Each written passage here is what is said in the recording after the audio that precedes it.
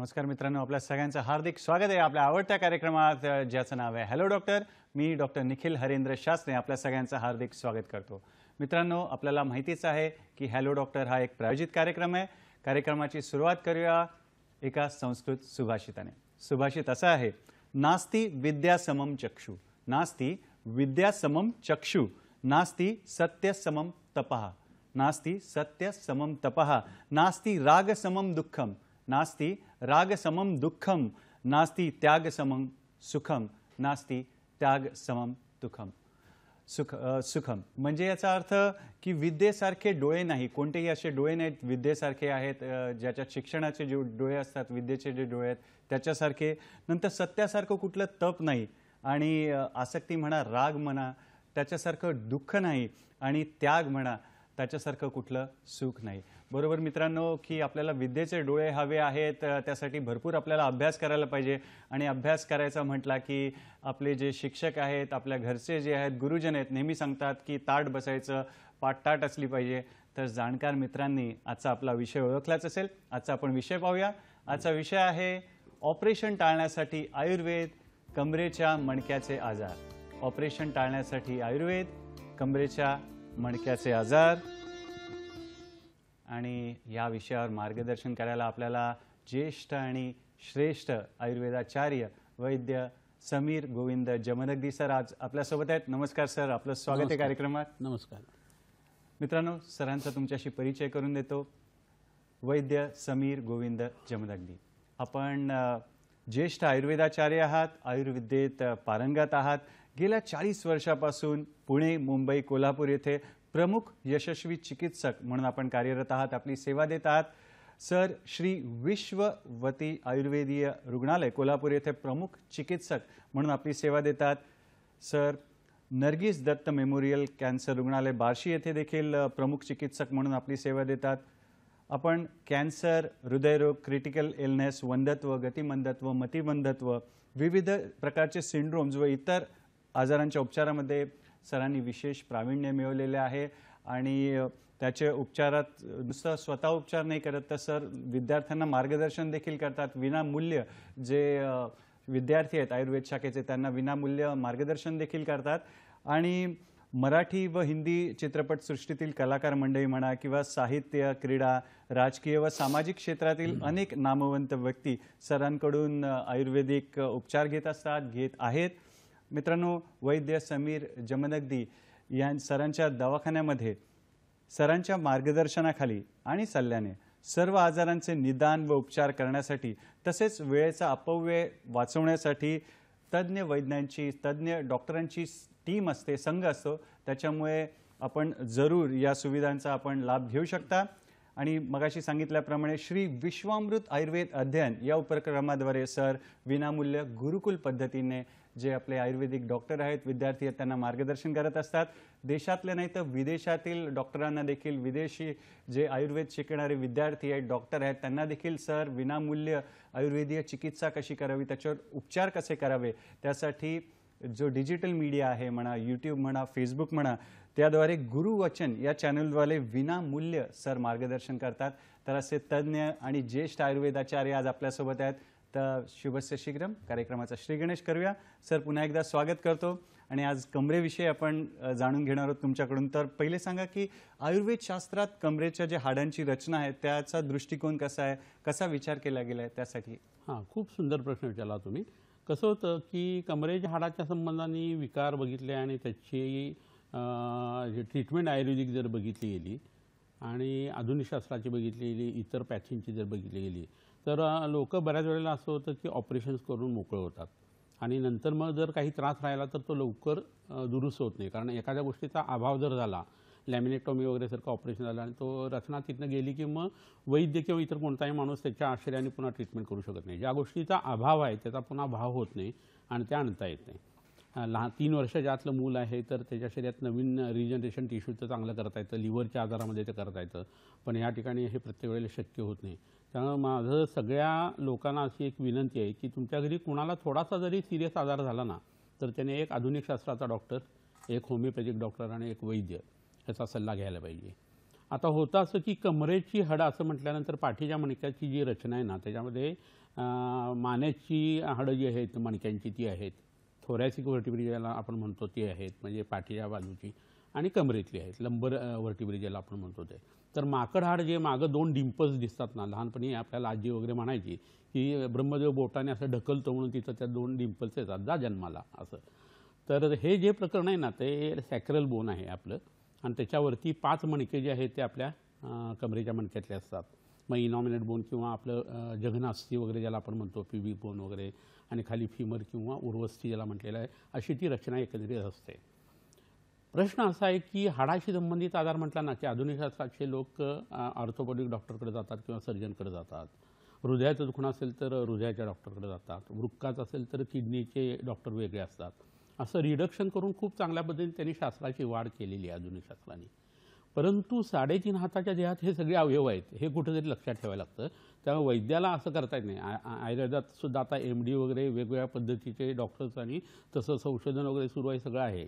परंतु 3.5 हाताच्या देहामध्ये हाडांचा त्रास होत असताना फक्त हाडच बघितली जातात असं वैद्याला करून चालत नाही. कारण तेच तर आयुर्वेदाचं वैशिष्ट्य आहे आणि आयुर्वेदीय शास्त्रातल्या ज्ञानाची ती गरिमा आहे. म्हणजे असं होतं की मोठ्या तड्याच्या सुरुवातीच्या भागात सीकम ज्याला आपण म्हणतो, जिथं अपेंडिक्स लागलेलं असतं, तिथं जिथं विष्ठा तयार होते अन्नातून, त्या पुरीशिरा कलेमध्ये तो अस्थिशिरा कला सांगितलेली आहे. कला म्हणजे काय? अस्तर किंवा झिल्ली. तर तिथं जिथं मळ अन्नातून तयार होतं तिथं सूक्ष्म रूपाने हाडं तयार होतात. तर कोणताही पॅथीमध्ये असा विचार नाही आहे की हाडं तयार होत असतानाची ही जी प्रक्रिया आहे त्याच्यावर जी काम केलं तर कमरेतली, पाठीतली, इतर ठिकाणची हाडं चांगली होणार आहेत. हा वेगळेपणा जो आहे ना त्याच्या अनुषंगाने आजचं लेक्चर जर तुम्ही ऐकलं तर तुम्हाला माझ्यावरती नक्की नवीन माहिती मिळेल. कारण सुशिक्षित असलेल्या लोकांनासुद्धा आयुर्वेदाची ही डायमेन्शन आहे ती माहीत नसते. असं जर लक्षात घेतलं तर कंबर हा अवयव जो आहे तो वाताच्या स्थानातला आहे. तिथं अपान वायू काम करत असतो. मोठं आतडं जे आहे त्यातला 3रा अवस्थापक तिथं तयार होतो. तिथं मळाची आणि हाडांची उत्पत्ती होते. आतमध्ये गर्भाशय स्त्रियांच्या बाबतीत असतं, ब्लॅडर असतं, मोठं आतडं असतं, तिथलं पचन तिथं चाललेलं असतं. आणि ह्या सगळ्यांच्या बरोबरीनं त्या पाठीच्या हाड्याला लागून असलेल्या ज्या इतर रचना आहेत, म्हणजे कंडरा आहेत, शिरा आहेत, ज्याला आपण लिगामेंट स्नायू वगैरे म्हणतो, ते मसलची इन्सर्शन्स आहेत. वर्टिकल कॉलमच्या आतल्या पोकळीमध्ये आपला मज्जारज्जू आहे. आणि त्याच्या अनुषंगाने ही सगळ्या ज्या गोष्टी ज्या आहेत त्या आपल्या शरीरामध्ये आजाराच्या इशान घडणार आहेत. आत्तापर्यंत तुमच्या लक्षात आलं असेल की कंडरा शिरा म्हटल्यानंतर त्याची रचना जी आहे ती रक्तातून तयार होते. या रक्ताचं मूळ स्थान आहे यकृत आणि प्लीहा. तर रसास्तन्यम ततो रक्तम असृजा कंडरा शिरा असं म्हटलेलं आहे. रक्तातून कंडरांची आणि शिरांची उत्पत्ती होते. म्हणजे हे चिवट असे जंतू आहेत की जे हाडाच्या रचनेला मदत करतात हालचाली करायला आणि आकार जो आहे तो मेंटेन करून ठेवतात पाठीच्या मणक्याचा. असंच लिगामेंट्स वगैरे जे आहेत ना त्यांची रचना आहे आणि त्यांची उत्पत्ती जी आहे स्नायूंची ती आपल्या मेदापासून तयार होते. हा मेद जो आहे ना तो पुन्हा वृक्काच्या आश्रयाने आणि वपावन म्हणजे पोटाच्या ठिकाणी उत्पन्न होणारी ही घटना आहे. शरीरातल्या 7 धातूतून हे उपधातू जेव्हा तयार होतात तेव्हा कुठं जाऊन त्या कमरेच्या हाडाची रचना जी आहे ती पूर्णत्वाला येत असते. आणि हे संपूर्ण शरीरभर आहे. पृथ्वीला जसा त्यातल्या मेटल्समुळे आणि धातूंच्यामुळे आकार आलेला आहे तसा धारणात धातवा या पद्धतीने आपल्या शरीरामध्ये या सगळ्या घटकांच्यामुळं रसरक्त मांसपेशी मध्य शुक्रामुळे आपल्या शरीराला आकार आलेला आहे. तर त्यात धारण कर्म करणं, धरून ठेवणं आणि आकार देणं हे काम जे आहे ते अस्थिधातूचं आहे. आता हृदयाचं बूट शेप हाड झालं आणि मोठा हाड झाले तर त्याचा अस्थिधातू कमी झाला आहे असं मी म्हणतो. जे मांसामध्ये सुद्धा अस्थिधातू असतो हे समजण्यासाठी तुम्हाला मी हे उदाहरण दिलं. एवढा हा विषय गहन आहे पण जितका सॉफ्ट करून आणि समजेल अशा पद्धतीने सांगायचा मी प्रयत्न केला. तर आता असं झालं की पाठीच्या मणक्यातलं हाड जर बिघडलं तर ऑपरेशन करताना तुम्ही यकृताची ट्रीटमेंट केली आहे का, प्लीहेची केलेली आहे का, मोठ्या तड्याची केली आहे का, मळाची केलेली आहे का, मेदाची केलेली आहे का, वृक्काची केलेली आहे का, तर हिची उत्तरं नाही नाही नाही नाही नाही अशी देतात. आणि म्हणून ऑपरेशन होय होय होय होय होय असं होतं. तर आपल्याला हेच बघायचं की अगदी ऑपरेशनची गरज केव्हा पडते, त्यावेळेला आयुर्वेद प्री आणि पोस्ट ऑपरेटिव्ह काय करू शकतो आणि ऑपरेशन टाळण्यासाठी 70 ते 80% वेळा आपण वैद्य लोक काय करू शकतो ह्याचा जो विचार आहे ना तो आजच्या लेक्चरमध्ये आपण मांडायचा आहे. तर हा जो भाग आहे तो एका वेगळ्या पद्धतीने आता लक्षात द्यायचा की या कंडरा, शिरा, स्नायू, हाडं पुढं मागं होणं, डिस्क किंवा चकती सरकणं किंवा त्या ठिकाणी आत कुठंतरी इन्फेक्शन्स होणं वगैरे ह्या पद्धतीने ज्यावेळेला आजार उत्पन्न व्हायला लागतो, वय वाढायला लागतं, त्यावेळेला मग पाठीच्या मणक्यातले आजार जे आहेत ते सुरू होतात. निश्चितपणे प्रत्येक गोष्टीचा संबंध हा आपल्या आहार आणि विहाराशी असतो. ते चुकीचे झाले की आपल्याला तुम्ही कुणीही असा, डॉक्टर असा, वैद्य असा, पंतप्रधान असा, मंत्री असा, संत्री असा, तुम्हाला रट्टे बसणार म्हणजे बसणार, आरोग्य बिघडणार म्हणजे बिघडणार. तर आरोग्याचे हे नियम कसे पाळायचे हे सुद्धा आपण ह्याच्यामध्ये बघायचं आहे. म्हणजे आपण प्रिव्हेन्शनही बघणार आहोत, कारणंही बघणार आहोत, लक्षणंही बघणार आहोत, ऑपरेशन टाळण्यासाठी काय करता येतं हेही बघणार आहोत, आणि ऑपरेशन करायची पाळी आलीच तर काय करायचं हे सुद्धा बघणार. फारच सुंदर. सरांनी सहज सोप्या शब्दामध्ये आजचा विचार करून हा विषय निवडलेला आहे आणि नियम शरीराचे काय पालन केले पाहिजे त्याविषयी देखील आपल्याला सरांकडून जाणून घ्यायचं आहे. पहिले सर, कमरेमध्ये जी हाडं आहेत किंवा आयुर्वेद शास्त्राच्या नुसार दोष म्हणा, धातू म्हणा किंवा मल अवयव काय असतात त्याविषयी सांगा, आणि जमलं तर आम्हाला काही वैशिष्ट्य आहेत का कमरेच्या हाडीची ते देखील सांगितलं तर बरोबर आहे. हा त्रिकास्ती नावाचे दोन भाग धरलेले आहेत, ते कमरेच्या ठिकाणी आणि दुसरं आपलं स्कॅप्युलर बोन जिथे एकत्र येऊन मिळतात, तर मानेची पौंडी ज्याला आपण म्हणतो, आणि जिथं सर्वायकल व्हर्टिब्रे संपतात आणि थोरॅसिक सुरू होतात तिथे एक त्रिक नावाचा भाग सांगितला गेलेला आहे. बऱ्याच लोकांना असं होतं की पाठ दुखत असते आणि कित्येक वर्ष पाठ दुखून काहीही उत्तरं निघत नाहीत. मग मानसरोग तज्ज्ञाचा सल्लासुद्धा घ्यायला सांगतात लोक. पण त्या माणसाला एक शिलकी प्रश्न विचारला की तुला पाठ दुखतं त्यावेळेस चिडचिड होते का, तर तो हो म्हणतो. तर ते चातुर्तिक ज्वर त्याच्या अंगात मुरलेल्याचं लक्षण असतं आणि त्या तापाची औषध दिल्यावर त्याची पाठदुखी कमी येते. तर हे वेगळेपण जे आयुर्वेदात आहे ना, त्या कारणांच्या हिशोबाने आपल्याला लक्षात घ्यायला लागतं. तर पाठीच्या मणक्याची जी हाडं आहेत त्याच्यामध्ये ही हाडं छोटी किंवा सूक्ष्म असल्यानंतर त्यामध्ये मेदाचा अंशसुद्धा आयुर्वेदात धरलेला आहे.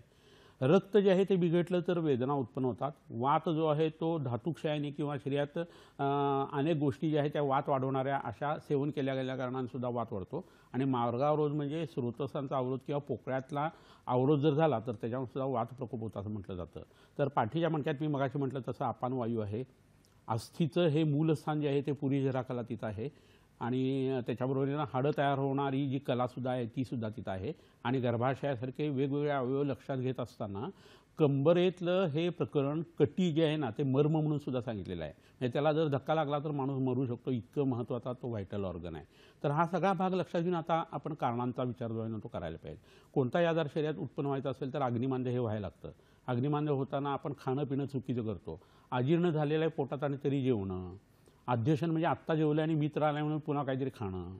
मल आणि मूत्राचा वेग आलेला आहे आणि इतर डबा वगैरे करत बायकांना ही खूप सवय असते, मुलाचा डबा, शाळा, ऑफिस वगैरे. तर स्वतःच्या मलमूत्राच्या वेगाचा अवरोध त्या करतात आणि त्याचं प्रवर्तन होत नाही. म्हणून परमेश्वराने त्याच्या ब्लॅडर कॅपॅसिटीसुद्धा पुरुषांच्यापेक्षा जास्ती दिलेली आहे. पण तरीसुद्धा हे सतत तुम्ही ज्यावेळेला दाबून धरता मळाचा आणि मूत्राचा वेग, त्यातलं जे विषारी पाणी आहे ते रिॲब्झॉर्ब रक्तामध्ये होत असतं. आणि तुमचं रक्त किती ऑक्सिजनेटेड असलं तरी त्यामध्ये ही केमिकल्स जर गेली तर त्या रक्ताचा पुरवठा तुमच्या शरीरातल्या व्हायटल्सना होतो आणि मग तुमच्या शरीरात वेगवेगळे आजार उत्पन्न व्हायला लागतात. तर मलमूत्राचा अवरोध हे एक महत्त्वाचं कारण आहे. आघात होणं हाडांच्यावरती किंवा त्याच्यावरती खूप स्ट्रेसफुल असा जॉब जर असेल तर तो जर असेल तर त्याच्यामुळे हा प्रकार घडतो. व्यायामाची बऱ्याच जणांना सवय नसते आणि एकदम काहीतरी मशीन वगैरे आणलं जातं आणि खूप व्यायाम केला जातो. किंवा अति व्यायाम करणारे लोक असतात आणि हेल्थ कॉन्शियस खूप असतात.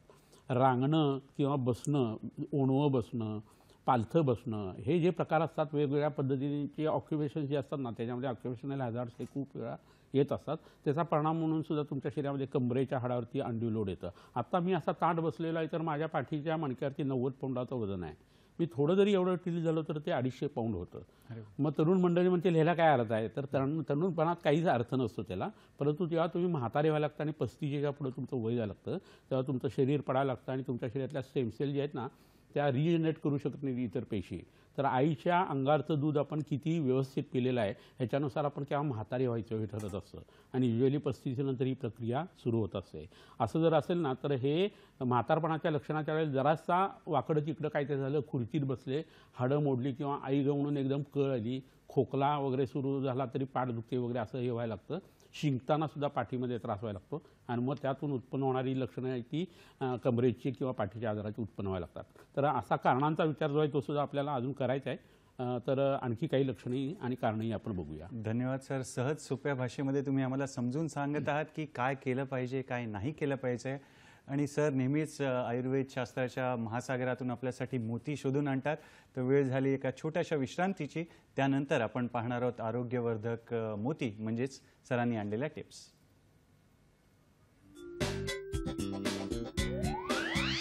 विविध विविध आजारांवरती यशस्वी उपचारांसाठी प्रसिद्ध श्री विश्वामृत आयुर्वेदीय चिकित्सालय. पत्ता Siddhi Platinum 1369 Sadashivpeth off Bajirao road, Natubag Ganpati जवळ, पुणे 411030. शाखा पुणे, मुंबई, कोल्हापूर. दूरध्वनी क्रमांक 8087732333 किंवा 7774918193 अथवा 02024430259. ईमेल आयडी श्रीविश्वामृत@gmail.com. विविध आजारांवरती यशस्वी उपचारांसाठी प्रसिद्ध श्री विश्वामृत आयुर्वेदीय चिकित्सालय. पत्ता Siddhi Platinum 1369 Sadashivpeth off Bajirao road, Natubag Ganpati जवळ, पुणे 411030. शाखा पुणे, मुंबई, कोल्हापूर. दूरध्वनी क्रमांक 8087732333 किंवा 7774918193 अथवा 02024430259. ईमेल आयडी श्रीविश्वामृत@gmail.com. विविध आजारांवरती यशस्वी उपचारांसाठी प्रसिद्ध श्री विश्वामृत आयुर्वेदीय चिकित्सालय. पत्ता Siddhi Platinum 1369 Sadashivpeth off Bajirao road, Natubag Ganpati जवळ, पुणे 411030. शाखा पुणे, मुंबई, कोल्हापूर. दूरध्वनी क्रमांक 8087732333 किंवा 7774918193 अथवा 02024430259. Email ID श्रीविश्वामृत@gmail.com.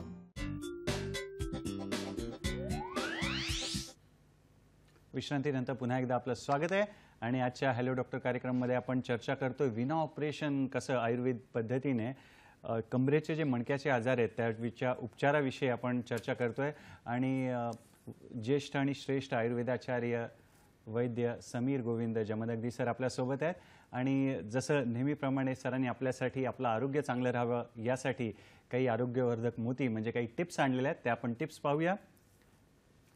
तर पहिली टिप अशी आहे की ज्या लोकांना बुद्धी, स्मृती, धारणा, पाचनशक्ती वाढवण्याची इच्छा आहे त्यांनी गाईच्या तुपाचा संध्याकाळ किंवा दुपारच्या जेवणापूर्वी वापर करावा.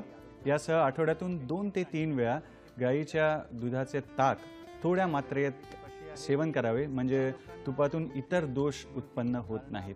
तर महत्त्वाची टिप आहे. दुसरी टिप पाहूया आपण. शरीराची हाडे बळकट व्हावी आणि वातरोग होऊ नये, शरीरात मेद साचू नये असे वाटणाऱ्या वृक्षकोट्याच्या लोकांनी तिळाचे तेल वैद्यांच्या सल्ल्याने घ्यावे. तर तूप, ताक, तेल याच्या योग्य वापराविषयी, उपयोगाविषयी सरांनी आज आपल्याला सांगितलेलं आहे. आणि मित्रांनो, आम्ही तुमच्या फोनची देखील वाट पाहतोय, तुमच्या प्रश्नांची देखील वाट पाहतोय. सर, तुम्ही कारणांविषयी सांगत होतात, कमरेच्या आजारांच्या कारणाविषयी, तर कृपया आम्हाला त्याविषयी सांगा. अनुवंशिकता सुद्धा बऱ्याच वेळा पाठदुखी, मानदुखी, कंबरदुखीमध्ये आढळते आणि बऱ्याच वेळा जन्मजात विकृती, कंजेनेटल ॲनॉमली जे असतात ना, त्याच्यामध्ये बटरफ्लाय व्हर्टिब्रा, हेमी व्हर्टिब्रा किंवा स्कोलिसिस वगैरे असं जर असेल तर मग कमरेची हाडं जी असतात ती दुखण्याची शक्यता असते. ह्याच्याबरोबरीनं मूत्र व स्रोतसातून मूत्राची उत्पत्ती होऊन ज्यावेळेला ते बाहेर पडतं त्यावेळेला लघवीचा वेग आलेला आहे आणि एखादा माणूस जर जेवण करत असेल, जेवायला बसला लघवीला न जाता किंवा पाणी पित असेल किंवा मैथून कर्म करत असेल तर त्याचा वाताच्या प्रकोपावरती, आपानाच्या प्रकोपावरचा जो भाग आहे तो त्यातनं घडत असतो आणि त्यामुळे पुरुष स्रोत जे आहे ते आणि मूत्र व स्रोत दोन्ही बिघडतं असं आयुर्वेदात वर्णन आहे. जेव्हा तुम्ही खूप जेवता त्यावेळेसुद्धा त्याचा परिणाम जो आहे तो अतिरिक्त मात्रेमध्ये जेवलेल्याचा जो आहे तो आमामुळं आपल्या शरीरातली हाडं जी आहे ती विकृत व्हायला हळूहळू सुरुवात होते. एका दिवसात ह्या घडणाऱ्या गोष्टी नाही आहेत, पण दगडावरती, कातळावरती धबधब्याचं पाणी वर्षानुवर्ष पडतं त्यावेळेला जसा तिथं खड्डा तयार होतो तसं आत्ता तरुण वयात तुम्ही ह्या सगळ्या गोष्टी करायला लागला तर 40ला तुम्हाला त्याचा त्रास होण्याची शक्यता असते. आता काही असे आजार आहेत की ज्याच्यामध्ये कमरेच्या मणक्यांच्यामध्ये विकृती येते. आता आमवात नावाचा आजार आहे, तो सगळ्या सांध्यात होतो, हा कमरेच्या हाडामध्ये झाला तर तुम्हाला कंबर दुखणार आहे. वात रक्त नावाचं एक प्रकरण आहे, त्याच्यामध्ये सुद्धा हा प्रकार असा होतो की कमरेची हाडं जी आहे ती विकृत होऊ शकतात. मूळव्याध याच्या पूर्वरूपामध्ये आणि वातज मूळव्याधीच्या रूपामध्ये इतकी लक्षणं वेगवेगळी हाडाची अशी सांगितलेली आहेत. त्याच्यामध्ये कटिग्रह, कटिपृष्ठ, शूल वगैरे अशी लक्षणं आलेली आहेत. तर मूळव्याध जर एखाद्या व्यक्तीला असेल आणि तो जर ऑर्थोपेडिक डॉक्टरकडे गेला तर डॉक्टरचं काम काय आहे, हाडांची तपासणी करणं आणि तुमचं वय जर 40च्या पुढे असेल तर तिथली झीजच त्याच्या डोळ्यामध्ये लक्षात येणार आहे. पण आयुर्वेदानुसार अपानवायूचा जो परिणाम आहे अवरोधाचा, ती अवरोधातक संप्राप्ती किंवा उदावर्त जो आहे ना त्याच्यामुळे तुमची पाठ दुखत असते. तर मूळव्याधीचं औषध घेणं हे त्या कटिशूलाचं औषध असतं आणि त्यावेळेला तिथली झीज किंवा डिस्क प्रोलॅप्स वगैरे बघून तुम्ही ऑपरेशन केलात तर कितीही तुम्ही ऑपरेशन केलं तर त्याचा उपयोग होत नाही, कारण आजार हा वेगळ्या ठिकाणी असतो. हे लक्षात घेणं भारतीय लोकांनी खूप गरजेचं आहे. स्थूलपणा असेल त्यावेळेला सुद्धा हेच होतं. अंगावरती सोरायसिस ज्यावेळेला असं नाही, सोरायसिसची उत्पत्ती युजली डोक्यातून होते आणि डोक्यात खास सुटायला लागली, अंगावरती चक्करळायला लागली आणि संपूर्ण अंगावरती सोरायसिस झाला तर नंतर सोराटिक अर्थोपॅथी होऊन तो आजार जो आहे तो हाडामध्ये असतो आणि त्यावेळेला तुमच्या पाठीच्या मणक्यांच्यामधल्या विकृती ज्या आहेत त्यासुद्धा उत्पन्न होत असतात. व्यसनं बऱ्याच लोकांना असतात, त्यातलं सिगारेटचं व्यसन हे या हिशोबाने खूप महत्त्वाचं आहे. स्मोकिंगच्यामुळे काय होतं, रक्तवाहिन्यांचा संकोच होतो आणि चांगलं रक्त जे पुरायला पाहिजे एखाद्या अवयवाला ते मिळत नाही आणि मग पुरवठा झाला नाही तर त्याचं क्षपण व्हायला लागतं, क्षय व्हायला लागतं आणि वाताचा प्रकोप व्हायला लागतो आणि तुमचे हाडं झिजायला लागतात. दारू पिणं, चहा पिणं याचा परिणाम जो आहे ना तो अतिमात्रेत झाल्यानंतर कार्बोहायड्रेटचं डायजेशन होत नाही आणि ते कार्बोहायड्रेट जे पोटात पचत नाही जठरामध्ये आणि लहान आतड्यामध्ये, ते मोठ्या आतड्यामध्ये गेल्यानंतर त्याच्यावरती जंतूंचा एवढा अटॅक होतो जबरदस्त बॅक्टेरियांचा, कारण त्यांचं ते अन्न होतं आणि तुम्हाला मग गॅसेस व्हायला लागतात, पोट डब्बं होतं, गुडगुड आवाज येतो. तुम्ही इथं बसलायत आणि शेजारच्या माणसाला तुमच्या पोटातला आवाज यायला लागतो. तर हे प्रोटीन डायजेशन होत नाही याचा तो अर्थ आहे. आणि मग त्यामुळे काय होतं, वात प्रकोप तिथं झाला की अस्थिधातूचा क्षय होतो आणि तुमची कंबर किंवा पाठ जी आहे ती दुखायला सुरुवात होते. बैठी जीवनशैली असली ना की शरीरात कफ आणि मेद आणि आम जो आहे तो वाढायला लागतो आणि त्याचा परिणाम जो आहे तो सुद्धा याच पद्धतीने यायला लागतो. खूप जिथं थरथर आहे किंवा व्हायब्रेशन्स आहे किंवा जिथं गचके खूप बसले जातात अशा ठिकाणी जर तुम्ही काम करत असाल किंवा कामाचं स्वरूप ते असेल ना तर तुमच्या शरीरामध्ये वात प्रकोप होतो आणि त्याचा परिणाम म्हणून तुमच्या शरीरामध्ये हाडांच्या ठिकाणी विकृती जी आहे ती यायला सुरुवात होते. आता हे सगळं ज्यावेळेला होतं ना त्यावेळेला आपल्याला या कारणांचा विचार करत असताना यातून उत्पन्न होणारी जी लक्षणं जी आहेत त्याचासुद्धा विचार करायला लागतो आणि तो आपण करायचा आहे. फार छान. मित्रांनो, या वळणावर आपल्याला महाराष्ट्राचं सांस्कृतिक शहर, विद्येचं माहेरघर अशा पुण्यातून फोन आहे. मंगल आपटे यांचा फोन आहे. नमस्कार मंगलताई, स्वागत आहे कार्यक्रमात. आपला प्रश्न विचारा. नमस्कार, मी पुण्यावरनं मंगल बोलते की मला असा प्रश्न विचारायचा आहे, कमरेत गॅप असेल तर आपण गाद्या काही काही वेळेला हे असतात वर खाली होतात तर त्याच्यामुळे तर कंबर दुखते का? आणि दुसरी गोष्ट अशी की कमरेखाली आपण काहीतरी असं जाड घेतलं किंवा तेल कुठली लावावी, कंबर दुखू नये म्हणून अजून काय प्रिकॉशन घ्यावी किंवा कमरेला पट्टा लावावा का बाहेर जाताना कंबर दुखत असेल तर? धन्यवाद आपल्या प्रश्नासाठी. काय सांगणार सर? खूप सुंदर प्रश्न विचारला आहे आपल्यानी. मागच्या वेळेला सुद्धा माझ्यामध्ये त्यांचा फोन आलेला होता. तर खूप चांगला प्रश्न आहे तुमचा. असं आहे की कमरेच्या मणक्यामध्ये गॅप येणं वगैरे हा भाग जो आहे ना तो जर तुम्ही खाणं पिणं वागणं आणि जीवनशैली व्यवस्थित असती, रात्रीचं झोपणं व्यवस्थित असेल, खाणं पिणं म्हणत असताना आपण 6 रसाचा तुम्ही आहार घेत असाल, प्राणायाम करत असाल तर हा त्रास होतच नाही. स्त्रियांच्या बाबतीत एक होतं की त्यांचं कमरेचा भाग जो असतो तो मोठा असतो आणि पुरुषांचे खांदे जे असतात ते रुंद असतात. मी मागच्या वेळी सांगितलं ना की रघुवंशामध्ये दिलीप राजाचं वर्णन जे केलं ते रूढरस्को वृषस्कंदा असं केलेलं आहे आणि स्त्रियांची कंबर मोठी असणं हे नॅचरली घडतं आणि त्यामुळे कुल्ल्याचा भाग वाढल्या कारणानं कंबर आणि पाठ ह्याच्यामध्ये एक कर्व येतो आणि त्यामुळे स्त्रियांना बऱ्याच जणांना कंबरदुखीचा त्रास होतो. तर उताणं झोपून त्यांनी पाय जवळ घेतले ना तर हा प्रश्न सुटत असतो. पण कृपा करून कोणतीही उशी वगैरे त्याच्यामध्ये घेणं किंवा गादीचा विचार जो आत्ता तुम्ही करताय तो तसा नका करू, कारण ह्या नंतरच्या आणि म्हातारपणीच्या गोष्टी आहेत की ज्यावेळी ही ॲडजस्टमेंट करायला लागते. आता तुमचे मसल्स एवढे तयार व्हायला पाहिजेत, लिगामेंट्स आणि टेंडॉन्स एवढे तयार व्हायला पाहिजेत की तुमच्या हाडांना आणि लोड बेअरिंग कपॅसिटी त्यांची वाढायला पाहिजे. तुम्ही बाहेरून पट्टा लावा लागलात तर शरीर म्हणते मी कशाला सुधारू आणि त्याची विकृती आणि फ्लॅसिडिटी जास्ती वाढत जाते आणि तुम्हाला जास्ती त्रास होतो. तर तसं न करता तुम्ही त्याला तेल लावा, शेका, पोटात पचन चांगली होणारी औषधी घ्या, कॅल्शियमयुक्त पदार्थ किंवा फॉस्फरयुक्त पदार्थ घ्या, अंगाला तेल लावल्यानंतर थोडंसं उन्हामध्ये बसा, जवळच्या वैद्याकडनं बस्ती वगैरे करा आणि ही गोष्ट जी आहे ती टाळायचा प्रयत्न करा. गादीवरती झोपण्यापेक्षा घोंगडी जी किंवा सतरंजी असते ती जाड करायची, म्हणजे कडकपणा त्याच्यामध्ये राहतो आणि त्याच्यावर झोपणं हे खूप चांगलं आहे. गादीवरती झोपायची सवय लागली ना की या गोष्टीवरती झोपच येत नाही पहिल्यांदा, परंतु तुम्ही जर झोपायला लागला तर तुमचं वजन वाढत नाही आणि झोप लागल्यानंतर तुम्ही इतके रिलॅक्स होता की कारण तुमचा स्पर्श हा भूमीशी खूप मोठ्या प्रमाणात येतो गादीपेक्षा आणि त्यातलं जे मॅग्नेटिक फील्ड आहे ते तुमच्यावरती काम करायला लागतं. दक्षिणेकडे तुमचं डोकं आणि उत्तरेकडे पाय असेल तर मग पृथ्वीच्या मॅग्नेटिक फील्डमध्ये तुम्ही झोपत असताना तुमचं आरोग्य चांगलं राहायला लागतं. तर हे सगळं होणं खूप गरजेचं आहे. कानापासून खांदा जेवढा मोठा लांब आहे तेवढी जाड उशी तुम्ही घ्यायला पाहिजे किंवा ती नाही घेतली तरी हाताची उशी जी आहे ना त्यांनी ते जमायला पाहिजे. तर ह्या सवयी लहानपणीपासूनच्या असतात, एकदम बदल केला तरी त्रास होणार आहे. तर आयुर्वेदीय वैद्यांचा सल्ला घेऊन तुम्ही तुमच्या लाईफस्टाईलमध्ये बदल करा आणि त्याच्यानुसार जर वागायला लागला तर मला वाटतं की कोणत्याच गोष्टी इतर तुम्हाला करायला लागणार नाहीत आणि अन्नातूनच तुमचं औषध तुम्हाला मिळेल आणि तुम्ही बरे व्हायला लागेल. फारच सुंदर सर. आणि त्यांनी विचारलं की कुठलं तेल लावलं तर आमच्या सगळ्या मित्रांना देखील फायदा होईल, की अंगाला कुठलं तेल लावलं किंवा कमरेला कुठलं तेल लावलं त्याविषयी सुद्धा बरोबर आहे. ते एका मिनिटात सांगतो, कारण हा भाग पुन्हा आपल्याला बघायचाच आहे. बरं. तिलात भवती तैलम, म्हणजे तिळापासून निघतं त्याला तेल म्हटलं जातं. आपण रॉकलीला सुद्धा तेल म्हणतो, गोड तेलला सुद्धा तेल म्हणतो. तर तेल हे कशासाठी आहे, की आपल्या शरीरातल्या वातदोषाचं हरण करण्यासाठी किंवा शमन करण्यासाठी आहे. तूप हे शरीरातलं पित्त कमी करतं आणि मध जो आहे तो कफ कमी करतो. ही 3 औषधं जरी असली आणि सकाळी मध चाटला, दुपारी तूप घेतलं आणि संध्याकाळी जर तुम्ही तेल लावलं आणि प्यालं तर तुमच्या शरीरात वात पित्त कफ हे नॉर्मल राहतात आणि तुम्हाला आजारच होऊ शकत नाही.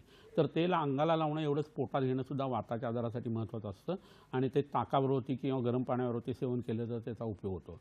तर महानारायण तेल आहे, लक्ष्मीविलास तेल आहे किंवा कोट्टम चुक्कादी तेल आहे किंवा मुरवेण्णा तेल आहे, विष्णू तेल आहे, अशी वेगवेगळी तेल आहेत. तर ते पाठ जे आहे ते जवळच्या वैद्याकडनं तुम्ही तुमच्या तब्येतीसाठी बघून ते लावायला सुरुवात करा, त्याचा तुम्हाला निश्चित फायदा होईल. फारच छान सर. स्वस्थ आणि निरोगी भारत बनण्यासाठी आपल्याला टिप्स देत आहेत, कसं आपलं शरीर आपण स्वस्थ ठेवायचं आहे, आरोग्याची संपदा वाढवायची. सर तुम्ही कारणं सांगत होतात आणि त्याच्यानंतर लक्षणं कशी ओळखावी आपण, की बाबा कमरेचा त्रास सुरू झालाय, त्याविषयी देखील. बरोबर आहे. आता कटिशूल हे लक्षण पहिलं येतं, म्हणजे वेदना उत्पन्न व्हायला लागतात. थोडंसं खोकलं, हसलं किंवा शिंकलं तरी एकदम हापका बसल्यासारखं होतं कपड्यांमध्ये आणि ह्या आजाराची आपल्या शरीरात सुरुवात झालेली आहे असा त्याचा अर्थ होतो. बऱ्याच वेळा काय होतं, पोटाचा आकार मोठा झालेला असतो आणि पोटाच्या आतड्यातले जे लिगामेंट्स आहेत किंवा जे बंध आहेत ते पाठीच्या मणक्याला लागलेले असतात, ते ओढले जातात. पोट पुढं आलं की सॅक्रल बोन आहे माकडावर उचललं जातं, मानेचे अलाइनमेंट बिघडते आणि तुमच्या पाठीच्या मणक्यांच्यामध्ये विकृती सुरू होतात. असं का होतं, तर आपल्या पोटामध्ये जे अस्तर आहे त्याच्यावरचं पेरिटोनियल लायनिंग जे आहे त्याच्यात पाणी असतं, पेरिटोनियल फ्लुइड म्हणतो आपण त्याला. ते 15 ते 40 ml पर्यंत साधारण असतं आणि आतड्याच्यामध्ये आपल्या गॅसेस तयार होत असतात. म्हणजे हायड्रॉलिक आणि न्यूमॅटिक दोन्ही प्रेशर आपल्या पोटामध्ये असतात. त्यामुळे पोटाचा आकार जरा जरी वाढला ना तरी त्याचा परिणाम पाठीच्या मणक्याच्या आरोग्यावर येतो. हे एक कारण. आणि दुसरं, पोटावरती वपावहनम ही गोष्ट आहे, ते मेदाचं मूल असताना मेदातून नंतर हाडं तयार होतात आणि मेद हा मधला घटक आहे. इक्विलिब्रियमचा तो काटा जसा असतो ना, वजन काट्यातला काटा, तसं ते आहे. रसरक्त मांस, मध्ये मज्जा असते, मेद असतो, अस्थिमज्जा, शुक्र, असे 7 शरीरातले धातू आहेत. त्यामुळे तुमच्या शरीरातला मेद हल्ला आणि सेंटर ऑफ ग्रॅव्हिटी नेहमी बेंबीपेक्षा असते. तुम्ही बघताय की खुजा मुलं मुली जे असतात ते जिम्नॅस्टिक चांगलं करू शकतात, कारण त्यांची सेंटर ऑफ ग्रॅव्हिटी जी आहे ती बेंबीपेशी मेंटेन होऊ शकते. तर हे जसं आहे ना तसा तो शरीरातला मेद चांगला असेल तर तुमचं आरोग्य रसरक्त मांसाच्या हिशोबाने आणि अस्थिमज्जा शुक्राच्या हिशोबाने चांगलं राहत असतं. हे जर तुम्ही लक्षात घेतलं तर तुम्हाला अस्थि धातूचा विचार करताना मेदाचा विचार करायला लागतो आणि त्या मेदाकडे तुम्ही जर लक्ष ठेवलं नाही तर ही सुरुवात आत्ता सांगितली तशी कटिशूल या पद्धतीने येते. काही जणांना तिथं कॅच येतो, स्टिफनेस येतो, हे एक लक्षण असतो, म्हणजे कटिग्रह हे लक्षण त्याच्यामध्ये येतं. वेदना या 2 गोष्टीमुळे असतात. दूषित रक्तामुळे वेदना उत्पन्न होतात आणि दुसरं म्हणजे वातामुळे वेदना उत्पन्न होतात.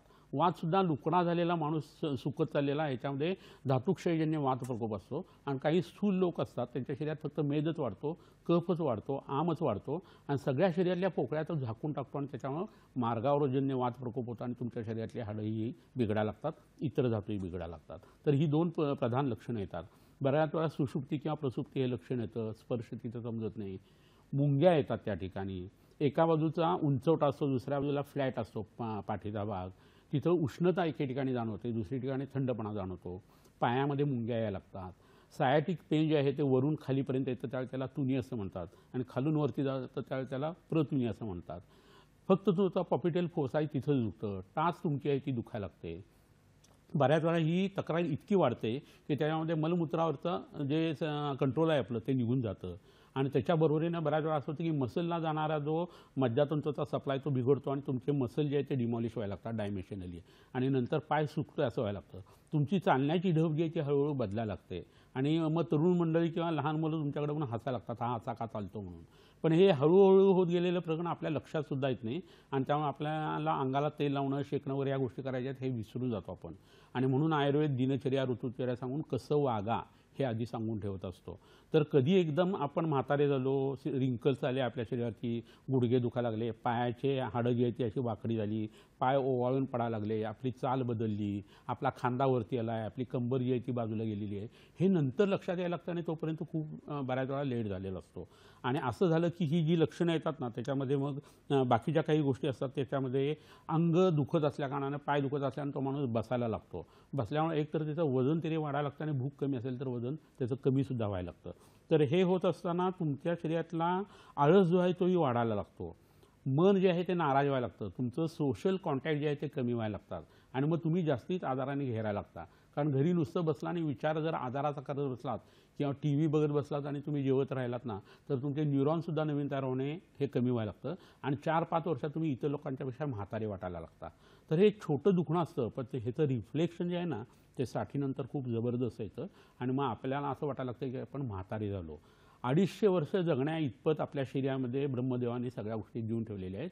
पण 50 नंतर माणूस जो आहे तो एकदम निगेटिव्ह फ्रेम ऑफ माइंडमध्ये जातो. मित्रमंडळी आजूबाजूची लोक जी एक जायला लागतात त्याचं त्याला टेन्शन यायला लागतं आणि आरोग्य चांगलं राहण्यासाठी दीर्घायुष्य होण्यासाठी काहीतरी आयुर्वेदात सांगितलेलं आहे, त्याचा अभ्यास नसल्याकारणानं त्याचा अभाव होतो आणि खरोखरी माणूस म्हातारा व्हायला लागतो. सुंदर सर. मित्रांनो, आपल्या सगळ्यांना दीर्घायू व्हायचं आहे, दीर्घायू भारत बनवायचं आहे. डॉक्टर साहेब, या वळणावर आपल्याला बदलापूरहून फोन आहे. अजिंक्य याचा फोन आहे. नमस्कार अजिंक्य दादा, आपलं स्वागत आहे कार्यक्रमात. आपला प्रश्न विचारा. हा, मला कर्म केल्यामुळे बरे होऊ शकतात का? ऐकू आलं नाही, पुन्हा रिपीट करा. हा, पंचकर्म केल्यामुळे गबरेवरचे आजार बरे होऊ शकतात का? हां, धन्यवाद आपल्या प्रश्नासाठी. चांगला प्रश्न विचारला. पंचकर्म हे वैद्याकडे जाऊन करायचं असतं आणि गरज असेल तर तो वैद्य ते करत असतो. स्पामध्ये गेल्याने एका आठवड्यामध्ये वमन केले, बस्ती केले आणि पंचकर्मातला बस्ती केला आहे, नाकातलं तेल टाकलेलं आहे वगैरे, असला उद्योग जर तुम्ही करून येणार असाल ना, ते अजिबात योग्य नाही आहे. आयुर्वेदाचं नाव त्याने बदनाम होतं, शास्त्र बदनाम होतं, व्यक्ती काहीही करत असतात. तर तसं करू नका. महाराष्ट्रामध्ये खूप चांगले चांगले वैद्य आहेत, वेगवेगळ्या परंपरा आहेत, तर त्यापैकी चांगल्या वैद्याकडे जाऊन तुम्ही आपल्या शरीराला त्याची गरज आहे का हे बघून घ्या. वाताच्याच नव्हे तर संपूर्ण शरीरातल्या आजारासाठी बस्ती ही निम्मी ट्रीटमेंट सांगितलेली आहे. वमन जे आहे ते कफासाठी, विरेचन जे आहे ते पित्तासाठी, रक्तमोक्षण हे जे आहे ते पित्त आणि रक्तासाठी, नस्य जे आहे ते संपूर्ण शरीरासाठी आणि बस्ती जो आहे तो वाताच्या आजारासाठी तुम्हाला खूप चांगल्या पद्धतीने वापरता येतो. तर जवळच्या वैद्याच्याकडे जाऊन तुम्ही त्याचा उहापोह घ्या, त्याच्याशी सल्लामसलत करा आणि तो जर म्हणत असेल तर निश्चितपणे तुम्ही पंचकर्म करून घ्या, तुमचे वाताचे आजार नक्की कमी होतील. धन्यवाद सर. मित्रांनो, आता वेळ झाली आहे, तुर्तास वेळ झाली आहे एका छोट्याशा विश्रांतीची. विश्रांतीनंतर सरांनी आपल्याला सुदृढ आणि आपलं आरोग्य वाढवण्यासाठी आरोग्यवर्धक मोती आणले आहेत, म्हणजेच 2 टिप्स पाहणार आहोत. तर घेऊया एक छोटीशी विश्रांती. विविध आजारांवरती यशस्वी उपचारांसाठी प्रसिद्ध श्री विश्वामृत आयुर्वेदीय चिकित्सालय. पत्ता Siddhi Platinum 1369 Sadashivpeth, off Bajirao road, Natubag Ganpati जवळ, पुणे 411030. शाखा पुणे, मुंबई, कोल्हापूर. दूरध्वनी क्रमांक 8087732333 किंवा 7774918193 अथवा 02024430259. ईमेल आयडी श्रीविश्वामृत@gmail.com. विविध आजारांवरती यशस्वी उपचारांसाठी प्रसिद्ध श्री विश्वामृत आयुर्वेदीय चिकित्सालय. पत्ता Siddhi Platinum 1369 Sadashivpeth, off Bajirao road, Natubag Ganpati जवळ, पुणे 411030. शाखा पुणे, मुंबई, कोल्हापूर. दूरध्वनी क्रमांक 8087732333 किंवा 7774918193 अथवा 02024430259. ईमेल आयडी श्रीविश्वामृत@gmail.com.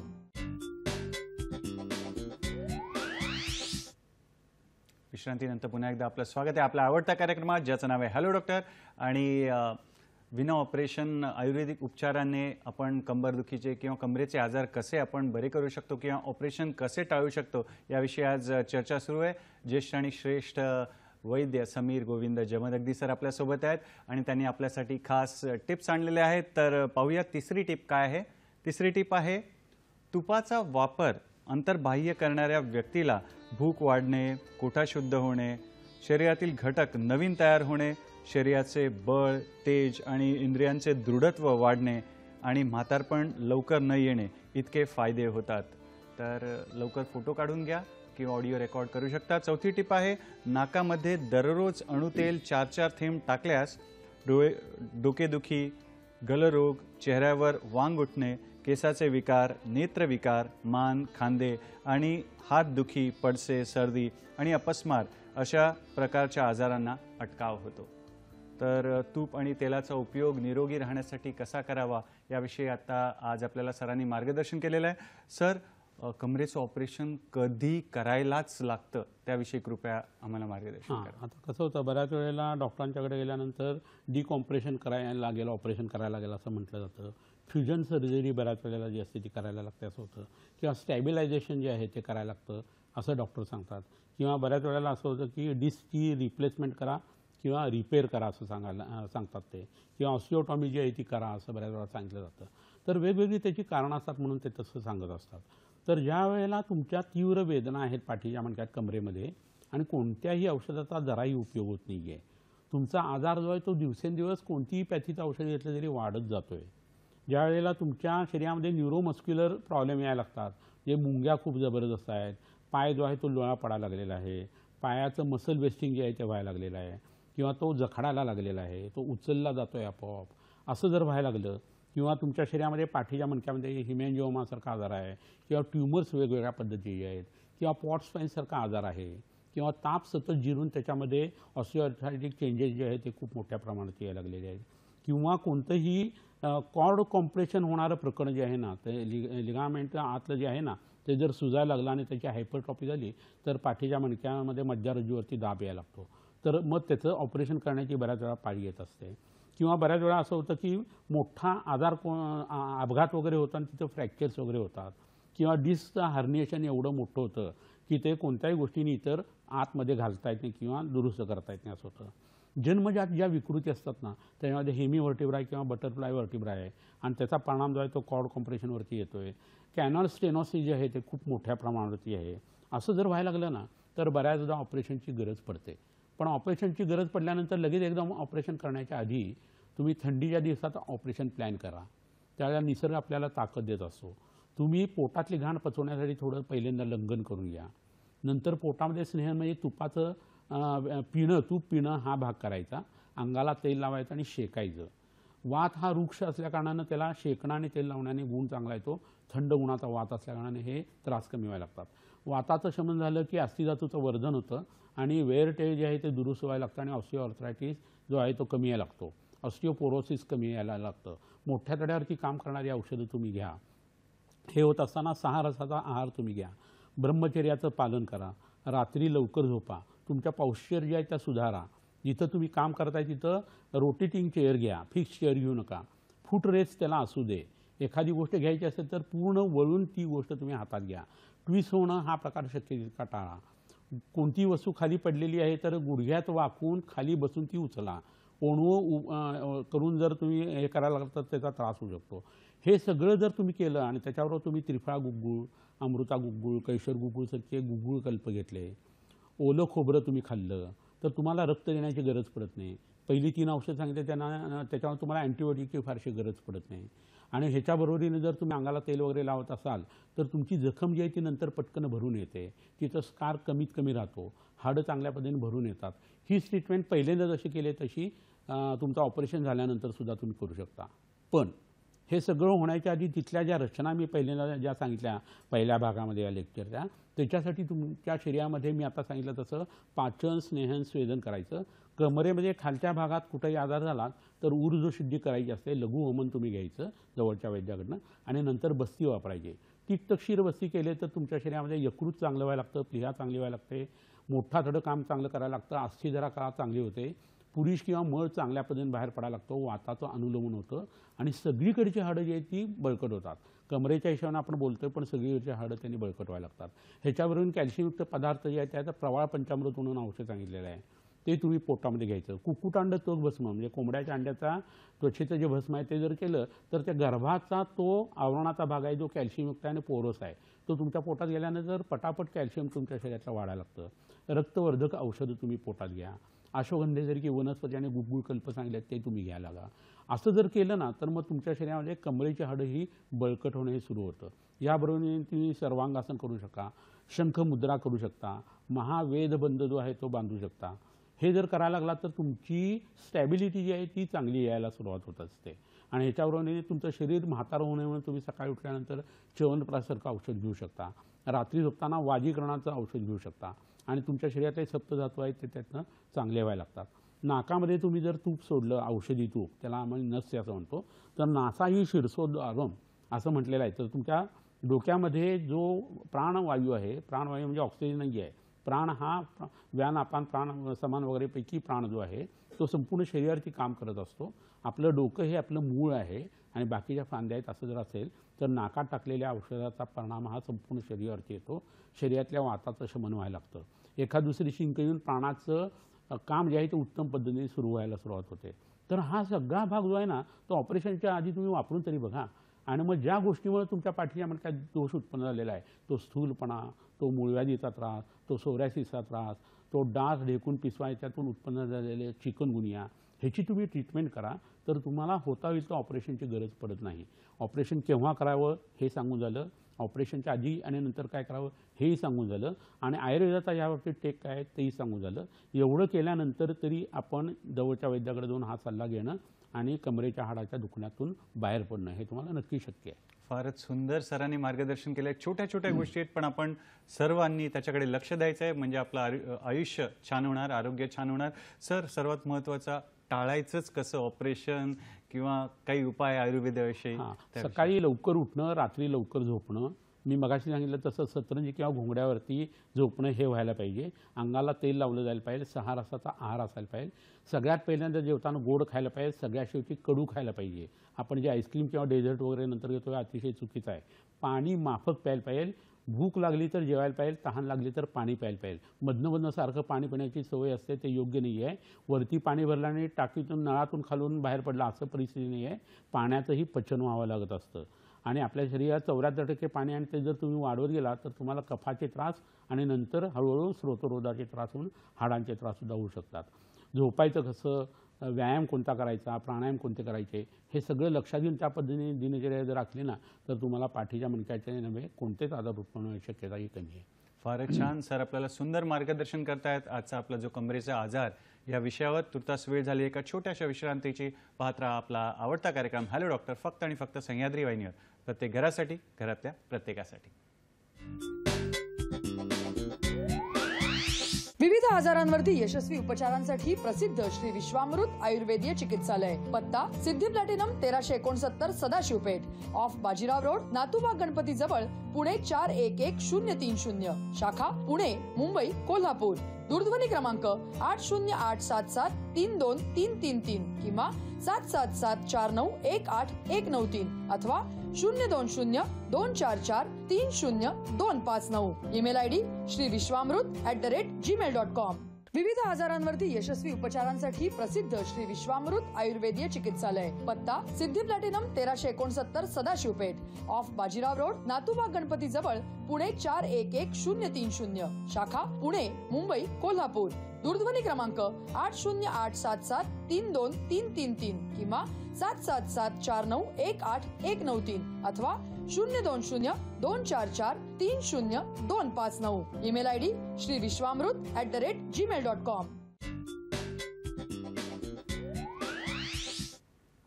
विश्रांतीनंतर आपलं स्वागत आहे आपल्या आवडत्या कार्यक्रमात ज्याचं नाव आहे हॅलो डॉक्टर. आणि आज आपण बघतोय ऑपरेशन टाळण्यासाठी आयुर्वेद या विषयाअंतर्गत पाठीचे, कमऱ्याचे, मणक्याचे जे विकार आहेत, आजार आहेत त्याविषयी आपल्याला ज्येष्ठ आणि श्रेष्ठ आयुर्वेदाचार्य वैद्य समीर गोविंद जमदग्नी सर मार्गदर्शन करतात. आणि नेहमीप्रमाणे सरांनी औषधी वनस्पती आणली आहेत, त्यांची ओळख आणि त्यांचे उपयोग आपल्याला सर सांगणार आहेत.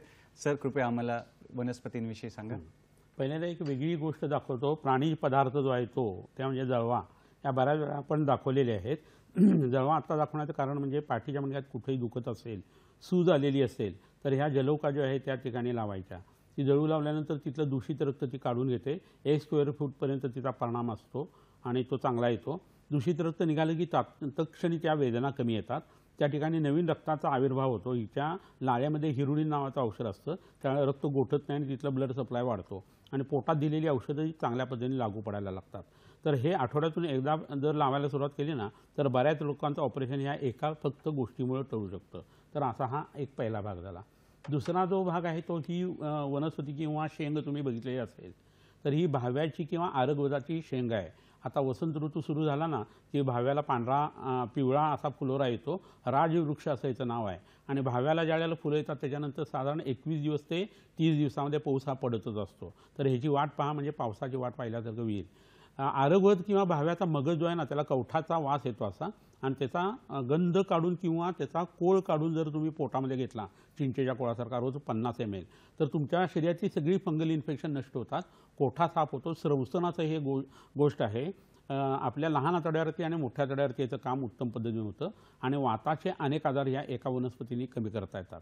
त्वचारोगी जातात आणि त्याच्याबरोबर वाताचे आजार जातात. त्यामुळे ज्यांना सोराटिक आर्थरोपॅथी आणि सोरायसिस आहे त्यांनी हे औषध वापरायलाच पाहिजे. या एका औषधांसुद्धा त्यांच्या शरीरातली 90% लक्षणं कमी येऊ शकतात. आता दुसरी वनस्पती जी आहे ती रुई. तुम्हाला सगळ्यांना माहिती आहे रुईचे पांढरी आणि निळी असे 2 प्रकार असतात. रुईचं कोणतंही रोपटं जर उपटून तुम्ही बघितलं तर तिच्या मुळामध्ये गणपती असतो असं म्हटलं जातं आणि गणपतीच्या पत्रीमध्ये रुईला स्थान आहे. तर रुईची पानं, चिंचेची पानं, एरंड्याची पानं, त्याच्यानंतर त्यात ओलं खोबरं किंवा लिंबू जो आहे तो कुटून जर घातला आणि त्याची पुरचुंडी बांधून जर मोहरीच्या तेलात गरम करून शेक केला तर त्याला पत्रपोटली सोय असं म्हणतात. संपूर्ण अंगाला आणि पाठीच्या मणक्याला हा 40 नंतर सगळ्यांनी करावा. त्याचा अप्रतिम फायदा होतो आणि पाठदुखी कमी येते. त्याच्यावरून दुसरी एक वनस्पती तुम्हाला मी दाखवतो आणि ती म्हणजे ही एरंड नावाची जी वनस्पती ती तुमच्यासमोर आत्ता आहे. ह्याचे लाल एरंड आणि पांढरा एरंड असे 2 प्रकार असतात. तर ह्याची पानं जी आहे त्याचा रस आहे तो काविळीसाठी उपयोगी आहे. तिथं पुढं फळं लागलेली आहेत पहा. त्याच्या आतमध्ये बिया असतात आणि त्याच्या बियापासून तेल काढतात. एरंडेल तेल ज्याला आपण म्हणतो ते. पूर्वीच्या वेळी हे खूप लोकांना दिलं जायचं. आता कुणीही घेत नाही हे फारसं. परंतु 1 दिवसाचं बाळ आणि 100 वर्षाचा माणूस कुणालाही एरंडेल तेल दिलं तर पाण्याचे जुलाब होत नाही, डिहायड्रेशन होत नाही, मळाचे जुलाब होतात. हे निरापद औषध आहे आणि 40 नंतर प्रत्येक माणसाने हे दर 2 महिन्यातून एकदा 40 ml घ्यावं. रोज थोडं थोडं घ्यावं. एरंड तैलम मधुरुष्णम सूक्ष्मम कषायनुरसम स्रोतो विशोधनम च असे त्याचे गुणधर्म सांगितलेले आहेत. हे अधोभाग हे म्हणजे कमरेपासून खालच्या सगळ्या आजारासाठी हे वाताच्या उपयोगी पडतं. त्यामुळे कंबरदुखीसाठी हे अप्रतिम उपयोगी आहे. ह्याच्या मुळांचा काढासुद्धा घेता येतो आणि तेलसुद्धा घेता येतं. तर रासना पंचक, रासना सप्तक वगैरे महारासनाची काढा ह्याच्यामध्ये हा घटक जो आहे ना तो खूप मोठ्या प्रमाणात वापरला गेलेला आहे. आणखी काही ज्या वनस्पती आहेत त्याच्यामध्ये ही वनस्पती सगळ्यांना तुम्हाला माहिती आहे. हे अश्वगंधा आहे. अश्वगंधाची पानं खाली तर माणूस कृश होतो आणि मुळाचं सेवन जर केलं तर वात कमी होऊन माणूस स्थूल होतो. तर कमरेच्या हाडासाठी बला आणि अश्वगंधा या 2 वनस्पती सुंठीवरती घ्याव्यात. तर कंबर दुखणं अतिशय उत्तम पद्धतीने कमी येतं. पेटारी किंवा मुद्रा नावाची वनस्पती आहे. अतिबला जी आहे ना त्याच्यासाठी सुद्धा तुम्हाला कंबरदुखीसाठी हे औषध खूप उत्तम उपयोगी पडतं. दुधामध्ये शिजवून ते घेता येतं. त्याला क्षीरपाक असं म्हटलं जातं. दुसरी ही वनस्पती आहे ही निर्गुंडी नावाची वनस्पती आहे. हिचं मूळ वरणे आहे. ते जर पोटामध्ये घेतलं तर शरीराचा रंग सुधारतो आणि ह्याच्या पानांचा कल्क जो आहे त्यांनी जर शेकलं गेलं तर सूज कमी येते आणि शरीरातला वात कमी व्हायला लागतो. ह्याच्या पानांच्या काढ्याच्या मध्ये जर हिंगाचं चूर्ण टाकलं आणि पोटात घेतलं तर सायटिक पेन जे आहे जे कंबरेशी लंबोसॅक्रल रिजनशी संबंधित आहे ते सुद्धा उत्तम पद्धतीने कमी करता येतं. दुसरी एक वनस्पती इथं आहे ही भल्लातक नावाची वनस्पती आहे. बिब्याची फळं इथं आहेत पहा.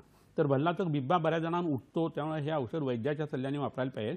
पण याचं तेल किंवा क्षीरपाक करून जर तुम्ही पोटात घेतला तर स्कोलिओसिस जी आहे ना वय 18च्या पुढं उंची वाढणं थांबल्यानंतर स्कोलिओसिससाठी हे औषध वापरून बघण्यासारखं आहे.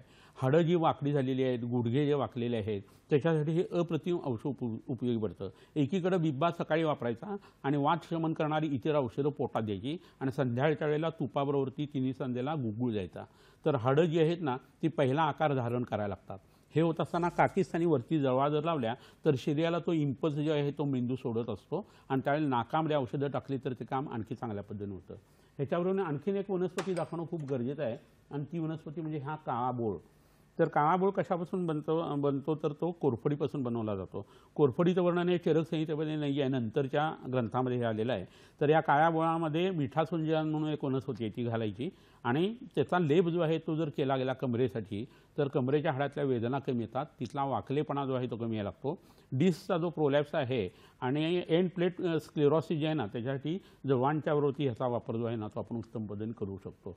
तर अशा काही वनस्पती आहेत की ज्याचा वापर आपण आपल्या रुग्णासाठी करतो. धन्यवाद सर, तुम्ही छान प्रकारे जनजागृती केली. एक थोडक्यात सर आम्हाला सांगा आहाराविषयी थोडक्यात आम्ही काय घ्यावं काय घेऊ नये. बरोबर आहे. तरुण वय आहे तोपर्यंत तुम्ही भरपूर काही खाऊ शकत असता व्यवस्थित सगळं. परंतु एकदा अग्निमांद उत्पन्न व्हायला लागले की सगळे आजार उत्पन्न होतात. तर लहानपणी कडू गोष्टी पोटात जायला पाहिजेत कारण कफाचं आधिक्य असतं. तरुणपणी गोड आणि कडू गोष्टी आणि तुरट गोष्टी ज्या आहेत ना त्या पोटात गेल्या तर पित्ताचं आधिक्य कमी होतं आणि म्हातारपणामध्ये एक लाडू आहे त्याचा वापर जर तुम्ही केला तर त्याचा उपयोग खूप होतो.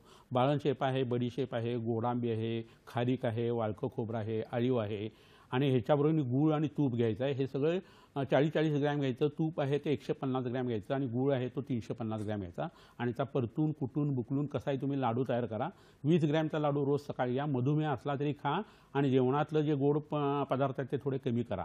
पण थंडीच्या दिवसात हा लाडू जर खाल्ला तर निश्चितपणे तुम्हाला कंबरदुखी, पाठदुखी किंवा हातदुखी, विश्वाची अवभाऊ किंवा सायटिका याच्यातून तुमची मुक्ती होईल आणि बऱ्याच म्हाताऱ्या लोकांचे केस यांनी काळे होतात असा सुद्धा आमचा अनुभव आहे. तर हे सगळं तुम्ही करून बघा. जवळच्या वैद्याचा सल्ला घ्या आणि आत्ताच्या लेक्चरमधल्या बऱ्याचशा गोष्टींचा वापर तुम्ही आहाराच्या हिशोबाने करून बघा. धन्यवाद सर, तुम्ही तुमच्या व्यस्त वेळापत्रकातून वेळ काढून आलात. त्यासाठी दूरदर्शनच्या सह्याद्री वाहिनीतर्फे आरोग्य आपल्या हॅलो डॉक्टरच्या टीमतर्फे तुमचे खूप खूप धन्यवाद. पुढील वाटचालीसाठी खूप खूप शुभेच्छा. आजच्या भागात मित्रांनो आपण इथेच थांबूया. पुढील भागामध्ये एक नवीन विषय घेऊन आम्ही आपल्याला भेटणारच आहोत. तर आपल्या आवडत्या कार्यक्रमात ज्याचं नाव आहे हॅलो डॉक्टर. तुर्तास धन्यवाद. नमस्कार.